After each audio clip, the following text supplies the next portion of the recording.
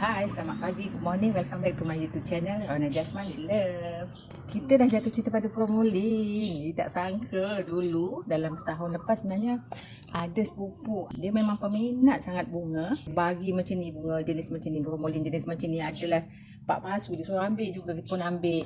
Tengok-tengok membiak banyak. Kawan-kawan yang datang kita bahagia. Jadi kita pun belilah beberapa pokok. Ada beli dalam bekas-bekas macam ni. Tapi dapat satu idea. Saya dengan Kak Mah pergi ke Pantai Murib. Sempatkan tunggul-tunggul. Idea tu datang daripada Kak Mah. Ni dia Kak Mah, rumah dia.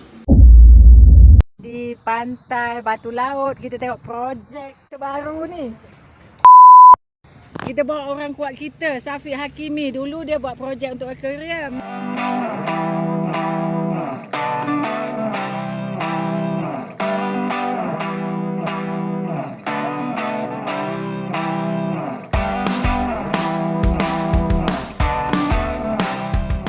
Bunga dan keindahan landscape berpisah tiada, umpama irama dan lagu. Landscape adalah kombinasi pemandangan darat atau tanah yang melibatkan warna, gabungan pembentukan arca secara fizikal di sesebuah kawasan. Salah satu aktiviti saya ketika lapang ialah gardening. Tapi sebelum memulakan projek gardening kali ini, saya memulakan dengan langkah awal iaitu menyediakan landscape. Landscape adalah gabungan yang terjadi secara semula jadi mengikut kuasa ilahi ataupun buatan manusia mengikut kreativiti masing-masing.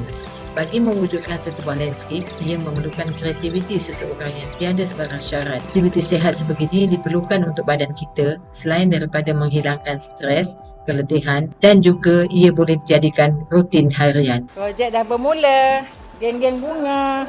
Kita sendal dengan batu sungai ni. Silap, batu bukit bukan batu sungai. Sebagai seorang wanita, saya turut tidak kecuali terjebak dengan keindahan bunga. Bunga biasanya digambarkan sesuatu yang indah. Kerana keindahannya, bunga amat diminati oleh ramai orang, khususnya wanita. Ia juga banyak digunakan untuk pelbagai momen yang manis dan berharga seperti pernikahan, pertunangan kerana ia dapat memperindahkan suasana. Di peringkat awal perpindahan saya turut berkenalan dengan jiran tetangga termasuk geng bunga. Di sekeliling rumah mereka begitu indah dihiasi dengan pelbagai jenis pokok dan bunga yang mewujudkan sebuah landscape. Pada masa itu saya belum boleh melibatkan diri kerana ia memerlukan komitmen yang tinggi. Inilah hasilnya, tunggul yang telah ditolong pacakkan oleh kawan-kawan geng bunga saya di kampung. Morning terapi Kak Ana pagi ni ialah mengecat tunggul. Tunggul yang dah kita ambil dari pantai, sambil mengecat, sambil dapat idea. Kini, tibalah masanya saya menjinak-jinakkan diri dengan landscape dan bunga dan ramai sifu saya khususnya Kak Marhamah. Ini seorang lagi peminat bunga ni. Ni antara salah satu taman Kak Mah ni, Sifu. Lupa, mula-mula kena pakai sarung tangan plastik. So, tangan tak kena cat. Tambah pula ni cat kayu dan cat besi. Asalnya macam ni. Sekarang dia sekejap lagi kita tunjuk macam ni. Terapi pagi ni lepas keliling rumah, mengecat tunggul yang kita kutip pula. Daripada warna putih, warna hitam. Jadi lebih eksklusif. Tunggul ketiga untuk dicat. Sebenarnya tunggul ni kawan-kawan geng bunga saya dah tolong pacakkan. Mula-mula letak dia tunggul di pasu, letaklah batu-batu yang bersesuaian dan di last sekali ditumbuk guna pasir. Jadi untuk next project seterusnya ialah mengecat. Yang ni pun saya nak cat warna hitam, biar eksklusif dan sama je lah semua. Nanti next kalau misalnya dapat ambil lagi, kalau cat hitam ni dah habis, saya akan tinggalkan warna natural ni. Saya gunakan bros yang 1 inci je, jadi senang untuk masukkan ke dalam celah-celah ni. Kita ambil tunggul ni daripada Pantai Batu Laut tu. Dapat 4 kita rezeki kongsi bersama, kita bagi 2 dengan Kak Mah, dengan orang yang memperkenalkan kita dengan teknik ni. Lepas tu Kak Mah, Ruby dan ni, diorang ni dah terjebak lama. Jadi dia cadangkan untuk saya join dalam grup Facebook. Sebenarnya aktiviti mengecat ni taklah susah malam. Cuma bukanlah macam kontraktor besar buat rumah. Dia suka-suka orang pencin.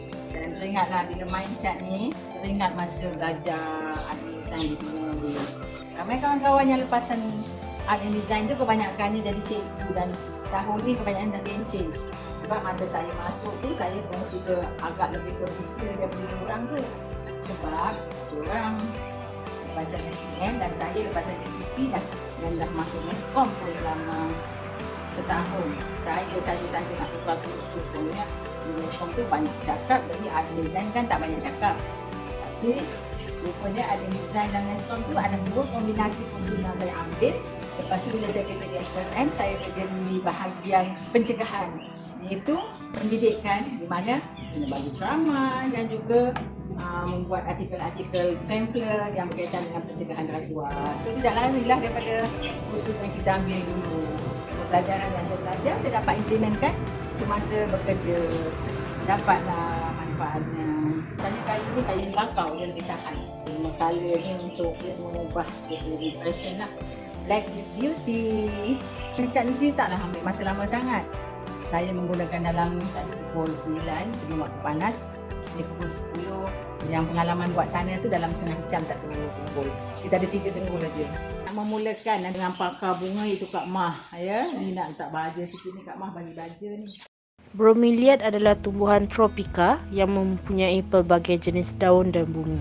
Ia dikategorikan di bawah keluarga nenas kerana keadaan daunnya yang hampir sama dengan daun nenas. Warna daunnya yang terang, bentuknya yang menarik dan tekstur yang halus menjadikan bromeliad adalah pilihan terbaik untuk tanaman, hiasan rumah dan taman. Teknik penyiraman untuk bromeliad adalah siraman terus pada medium tanaman atau dung method. Dung method adalah teknik membanjiri bahagian daun tanaman. Penyiraman pada medium tanaman antara teknik yang sesuai kerana mampu mengelakkan bahagian daun menjadi reput akibat pengumpulan air pada permukaan antara daun. Namun, aktiviti penyiraman secara berlebihan bakal membawa kepada masalah perebutan akar pokok. Secara naturalnya, bromeliads adalah tanaman yang hidupnya tergantung dan memerlukan hanya sedikit air. Dung method adalah teknik terbaik untuk menghindari masalah reput akar. Jika kaedah dung method digunakan, pastikan air lebihan yang terdapat pada bahagian daunnya dibuang setiap 3 hingga 4 hari bagi mengelakkan masalah reputan daun. Selain itu, ia juga membantu mengurangkan masalah pembiakan telur dan larva nyamuk. Medium tanaman yang terbaik untuk tanaman bromeliad adalah serpihan sabut kelapa. Ia memberikan pengairan yang baik pada akar tanaman. Selain itu, serpihan kelapa mengandungi fiber di mana tekstur fiber dilihat mampu mengurangkan serangan perosak pada tanaman bromeliad. Serpihan kelapa boleh digunakan semula dan sangat menjimatkan. Anda juga boleh menggunakan tanah sebagai medium tanaman untuk bromeliad. Namun, pastikan nisbah kandungan tanah bersesuaian untuk bromeliad tumbuh subur. Tanah boleh dicampurkan dengan perlite atau pasir untuk menggalakkan pengairan yang baik pada tanaman bromeliad. Baja bromeliad adalah dari beberapa helai daun yang tersusun unik. Maka baja terbaik untuk tanaman ini adalah baja subur dengan formulasi NPK 15-15-15. Apabila memasuki fasa berbunga, baja yang boleh baja digunakan ialah yang tinggi kandungan fosforus bagi menggalakkan proses pembungaan. Kebiasaan penyakit yang akan menyerang tanaman bromeliad adalah penyakit reput daun dan akar yang disebabkan oleh bakteria. Keadaan ini wujud apabila air terkumpul di antara permukaan daun dan tanah. Untuk menangani situasi ini, pastikan terdapat penjarakan di antara tanaman bromeliad.